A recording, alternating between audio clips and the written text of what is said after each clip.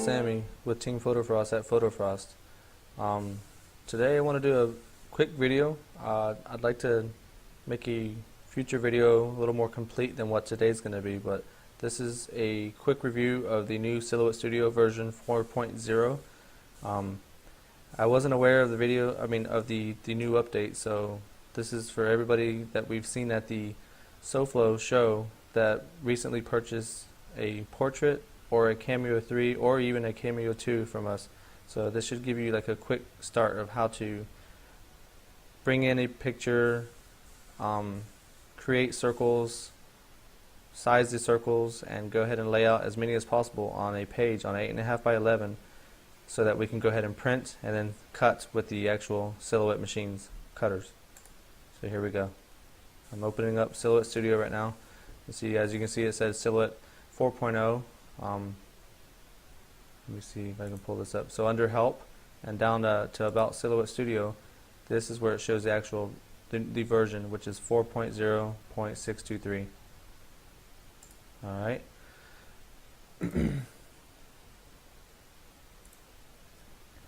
So what we want to do is we want to make sure that our page settings are actually set to what we're going to be working with today, which is our FlexFrost or our original icing sheets, which are 8.5 by 11. So this is the actual panel right here, which is called Open the Page Setup Panel, and these are your page setup preferences and dimensions. So for size, we want to make sure that we have it set to letter 8.5 by 11, and it'll automatically set the width and height for that. Orientation, we'll leave it in portrait. And for this, since we're actually going to be using our icing sheets, I don't know with any other materials, like as far as vinyls or paper, yes, you still want to put it on a cutting mat, but for our particular icing sheets, you don't need a cutting mat, so we'll just keep that as none. And we'll show the cut border, make sure that that's checked on. And print border is usually outside of the actual cut border. You're probably saying, well, that's not true because it's inside on the sides. Well, not really, because once we actually turn on our registration marks, then you'll see that our print border is definitely on the outside. So there's no need to actually have the print border lines on. So we'll turn that off. And the shortcut for our actual registration marks is the letter M as in mom on the keyboard. So that's a definite must. We want to have that on so that you can see where you're actually allowed to design, print, and cut. So yeah, so that make sure you have those on. The other way to make sure that you have your actual registration marks on are these icons over here. It's this one. I believe it should pop up. Let me see. Well, this is the actual registration mark, so you would click on that, and the style is for Cameo, Portrait, Curio. So type 1. Make sure that you have that turned on. Okay. Now let's go ahead and just create a simple little, maybe a 2.5 inch or 3 inch circle, so you can kind of see how we make that and place some images inside of them. So here we go. So over here in this icon, drop bar or sidebar, go ahead and click on it, and then go over to the ellipse. Click on Draw an Ellipse, and then you'll see if with your mouse you can actually create a circle, or at least try to attempt to make a perfect circle. But since I didn't show you one step, this is one way to actually get started. So if you want an actual perfect circle, you can hold Shift on your keyboard while you're also pressing down or left clicking with your mouse, and then you'll be able to create perfect circles every time. So there we go. And then another shortcut is V, the letter V as in Virginia.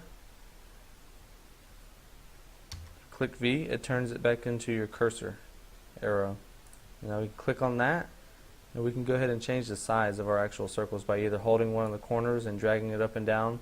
So for instance, like a 2 inch circle, or 2.5, maybe even 3. But if you'll notice that it's kind of hard to get an exact 2.5 inch circle, because I wouldn't try to go any smaller, because watch, I'll go past it. See, now it's 2.464. So the best way to do it is to actually go through the dimension icon, which is right here. Open the transform panel, and then inside of the open transform panel you'll have all these top icons as well, and this is the scaling tool. So right here, see if you said scale, we can go ahead and change the dimensions of the circle. Now you see right here, this is the actual lock aspect ratio. If you don't have that locked, then it's only going to change one. So for instance, if I wanted to make this a 3x3 and I put in 3 and click enter, it's only going to change 1 because I actually I didn't lock the aspect ratio. So you can undo by going up here, or as well by going to or placing control or pushing control and Z on your keyboard, and that's also undo. So just trying to give you guys a couple little shortcuts that I've learned along the way that I use on the day-to-day basis. So there's that. Let's go ahead and, like I said, make sure we click it on lock aspect ratio and change this to, I don't know, let's do a 2.5 today, 2.5 inch circles. So there you go. And let's go ahead and click on this one and then right click and go ahead and delete it. So since we actually have a perfect 2.5 inch circle, we'll kind of just place it in the general area that we want to have all of our duplicates. Alright, so to bring in an image, this is your actual, you can go up here to your file, it actually has the wording, or you can go, cancel. You can actually go to the folder icon, which is this right here, open. So you can click on that, and here you'll see, you can go to your computer and find where you usually store all your pictures and whatnot.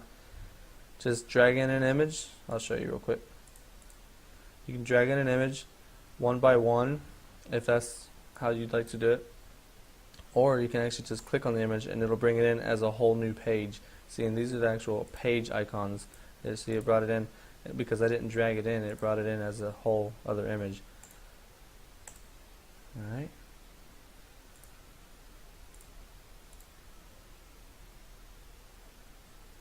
There's my paste.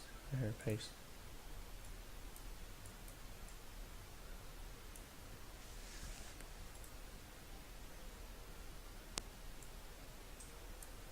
So right now what I'm doing is I'm sizing this to actually fit inside of this circle. And you see how my circle is behind the actual image? What we can do is click on the image and then right click so we can send it to the back, and then it should bring the circle, brings the circle to the front. So now we can actually start to size this to fit in the circle. So something like that, and to see what you're really doing, you can actually bring it back on the page, and with these icons up here you can zoom in, see, and of course with this you can actually zoom in a whole lot easier and more precise. So that's pretty nice. But the one thing I've noticed right now, it didn't do it before on the earlier versions of Silhouette, but with this one in particular, it stays stuck on the zoom tool. So after you zoom in where you want to go ahead and type V on your keyboard, and it'll turn it back into your cursor. Or of course you can go up to the icon, which would have turned it back into the cursor as well. Okay, so now what we want to do is, since we're a little bit closer, I can see what I'm doing, and that's generally where I want it, but to make sure that we have it centered, we want to go ahead and left click with our mouse and highlight both the image and our circle. So now that they're both selected, we'll go over here to our transform panel, and right here what we can do is, this right here is to center to the page, and this is to actually center the object and the two objects that you have selected. So we'll click on that, and you see how it actually moved right there. That, at least for this example, is saying that the image is completely centered to the circle that we've created. So I think that'll work for now. We could go more into detail, but like I said, for this short video, which is probably going to still being a 10-minute video, we'll go ahead and just leave it as it is for now. So once again, we'll grab both the image and the circle, highlight them, and then right click, and we'll group so that now it's one and we can actually move it together. Alright. It's kind of a good idea to get rid of this excess. I like to leave a little bit, just so that it kind of creates like a bleed, so when we print it, and if for some odd reason the actual cut line is off a little bit, it'll be completely unnoticeable because you've actually left a little bit of the color on the outside of your outline. So let me just go ahead and show you guys. Here's the cut tool, and then once you've clicked on the cut tool, right now it's selected as straight. So we'll actually click on this to drop for the drop down, and we'll go to curve. So leave yourself a little bit of room from the cut line right here, and just kind of go around it, clicking every once in a while to create the curved cut line. See? Alright, there we go. So now we'll go back up here and select our cursor again and pull off all this excess. You can set it to the side or just delete it, one or the other. As long as it's not on your build page, because whatever's on your page will be printed. So we'll zoom out so we can see our page. And here we go. So there's our 2.5. Right now, of course, it's saying that it's a different dimension, but our cut line is actually a 2.5 inch perfect circle. But the image itself is a little bit bigger, which is fine because, once again, like I said, you've got that little bit of room that it'll be dead perfect every time for your print and cut. So let's go ahead and set this up. We'll make some duplicates and show you how to do that. So let's go ahead and close this window, which is not really necessary, but just go ahead and do it. And we'll open up the other window here. That is open the replicate window. And we'll duplicate it to the right. So you see that? So since we have that for these 2.5s, the best way I figured out to make the most fit on a page is to set the two top to the corners more or less, and then to do the same in the middle, the bottom, and then you can place one here by itself and one around here, and that's going to be about 8 circles. So let's go ahead and do that. So grab both of these, highlight them, and we can go back to our transform window and align the top right here, and that'll get them nice and square up top. And then what we can do is we can center it to the page, and then once you've done that, right click on it, you can group, and then throw it back to the top of the page, just like that. We'll bring it down just a little bit. Click on them, and just with your arrow keys on your keyboard, you can actually bring them down a little bit. You don't want them too close to the actual top edge, because it makes it a little bit harder for the cutter to register the marks. So yeah, right about there. Maybe just bring it down a little bit more. Okay, now we can hop back over to our replicate window and duplicate below. So right here, this is the icon. So there you go. And we might as well just do one more, and we can just pull that to the side for now. And click on this one, and you can go back to your align tool or transform panel, I'm sorry, and have it line up with the bottom.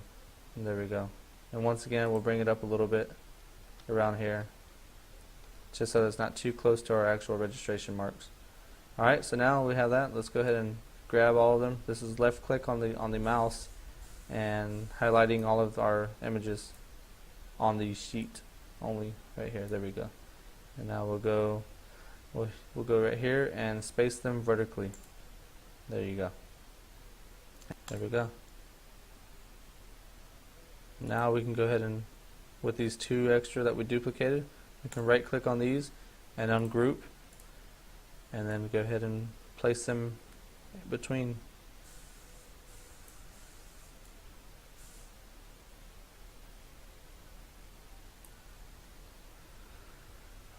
Bring this down some. Actually, bring this one down so we can create a little more room. So right about there. That works for me. Okay. And then with this, what we would go ahead and do is just load in a icing sheet or a FlexFrost icing sheet to your edible printer and print it out, and then we'll move on to loading it into the silhouette cutting machine.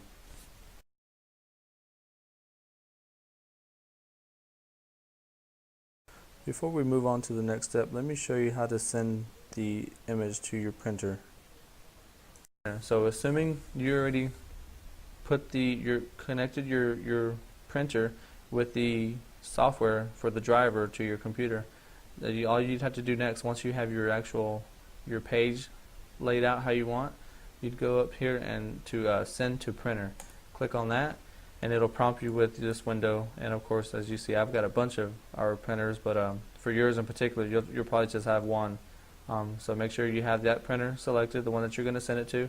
And for preferences, I see that works the best for nice vibrant colors is to set the print quality to high. And of course, make sure you have the right size paper, which is 8.5 by 11 for our icing sheets and FlexFrost sheets. Okay, now we'll go ahead and click on print.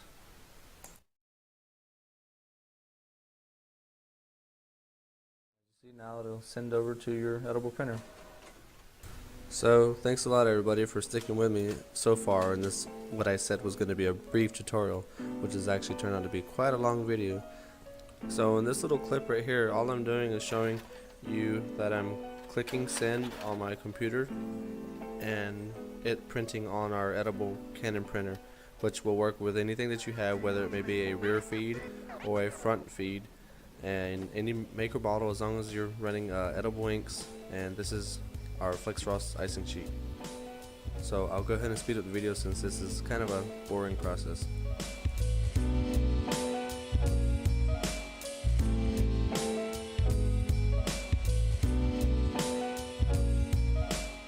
Okay, so in this part right here, what I'm doing is trying to show how the slide rollers can actually be adjusted and be centered to the middle slot, so that the rollers will grab the edge of the backing page.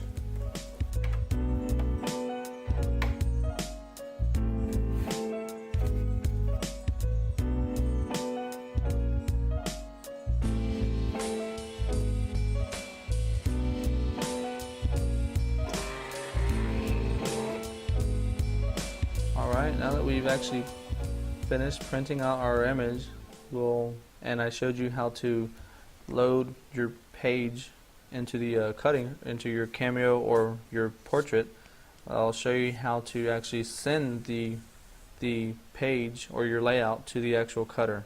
And once again, like I said, this all applies to this new version of Silhouette. I do have an actual video of the older versions of Silhouette, which are relatively all the same versus this new version. So make sure you check out that video as well. Okay, so like I said, now we're going to go ahead and send this to the cutter. They moved it before on the older versions. It was actually right beside the printer icon, which I thought this is what that was, but this actually is a cutting tool. It would actually get rid of all of your layout. So we don't want to do that. We want to go ahead and go over to where it says send. So we'll send it, and then this is the actual page layout or the menu for sending an actual cut to your Silhouette machine. So here we go. We'll go to material, and for you guys, assuming that this is your new cutter and you don't have one or haven't created any actual material type, we want to go ahead and make a new add material. So right here we'll go to add new material, and this is where it gives you the option to name it whatever you want. So for this instance, I'll go ahead and name this one FlexFrost, since that's what we are using. FlexFrost sheets. So there we go. Just can click enter, and now we want to add an action. So with this drop down, you can actually click on it, and all we're not doing a score, sketch, or anything like that. We're actually doing a cut. So we'll just add cut action, and then you'll see this drop down panel right here.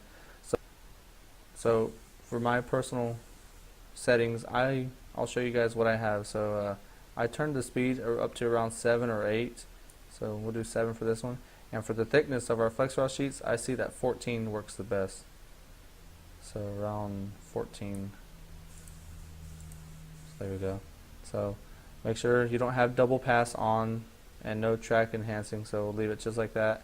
And this goes for the Cameo 3. It comes with an auto blade, so you'll leave it as auto blade, but if you're using this with the portrait, you can go ahead and set it to ratchet blade. So we'll leave it at auto blade.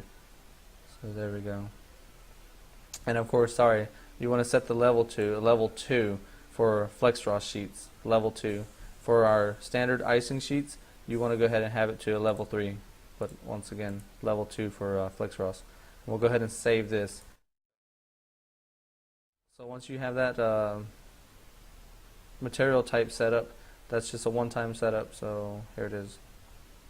FlexFrost sheets. Where is it? There it is. So here we go. So that's what we're going to use. So you click on what material you're going to use, and then go to next. Oh, I passed one. So next, and on this one you don't have to actually do any kind of adjustments. If you only have the one blade and your Cameo 3, it's automatically going to use the tool 1. So we'll just leave that alone for now. We'll go ahead and go to next, and then this is where you would you'll click start, and it'll try to automatically find the registration marks. Now, I've had a lot of people say that they're having problems with their machine finding the registration marks. So what I've been doing here lately is right-clicking on the word on the icon start and set it to manual registration rather than automatic registration. So once you do that, you click on start, and you'll be prompted with this register button.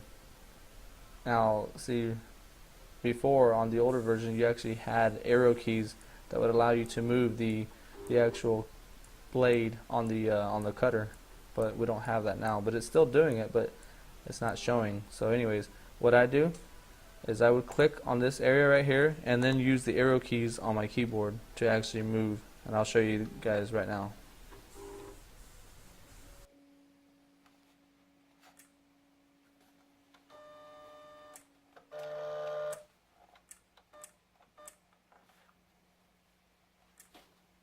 Okay, now that you have your blade set on top, the top left box that was printed on your icing sheet, you want to go ahead and click register,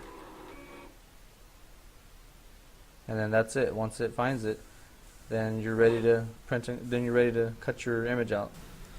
Alright guys, so right here I'm just showing you the silhouette cutter finding the registration marks, reading them, and once it's done doing that, then it'll go ahead and start cutting all the circles out.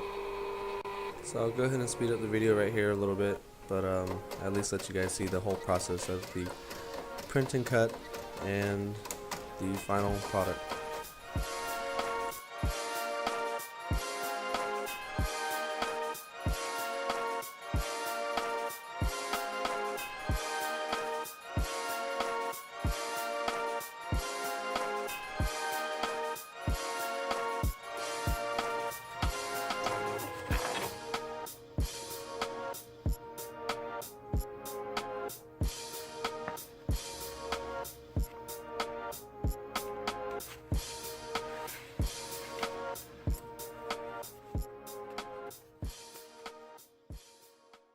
Alright, and here we are, our finished 2.5-inch circles that we've been working on for the last, I'd say, 15-20 minutes of this video. But well worth it, especially when you actually make a perfect 2.5-inch circle every time. And right here I'm showing you, of course, our FlexFrost, how truly flexible it is, durable, and I guess I had to take a little nibble. I got hungry during all this talking. Anyways guys, I hope that this video has really helped you with the print and cut, how to print and cut in the new Silhouette version 4.0. Don't forget to subscribe and keep up with all of Team PhotoFrost news.